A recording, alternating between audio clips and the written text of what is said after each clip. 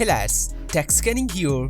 So if you are a fan of compact phones, you may recall the Asus Zenfone 9 from the last year. It was one of the compact phones with just a screen size of 5.9 inches, offering one-hand use better than any other phone. However, Asus has a different plan with the Zenfone 9 successor, the Asus Zenfone 10, which will have a 6.3 inches AMOLED screen, yes, a noticeably bigger than its predecessor. So, a piece of unfortunate news for compact phone lovers. However, this Asus move is understandable since smartphones are the major source of media consuming, and that is more comfortable on a bigger screen. Further, the report says the Asus Zenfone 10 will have a smooth 120Hz refresh rate display panel.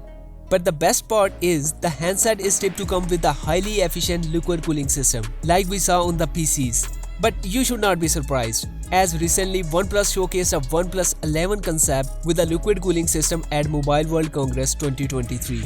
Though OnePlus is not available for the public to buy, so if it goes through, we can say the Asus Zenfone 10 would be the first phone with liquid cooling available to buy.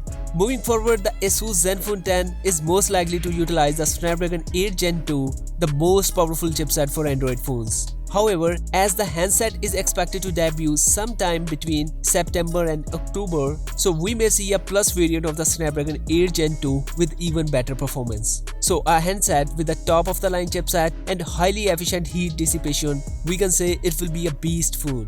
Asus Zenfone 10 is set to come with a huge 16GB of RAM, of course with different storage options, while it is likely to get a hefty 5000 mAh of battery to power the device. The camera details of the Asus Zenfone 10 are still under wraps, however we can expect it to offer some impressive gimbal-like optical image stabilization as its predecessor. Considering these are very early details, I would suggest you not to withdraw any final results yet.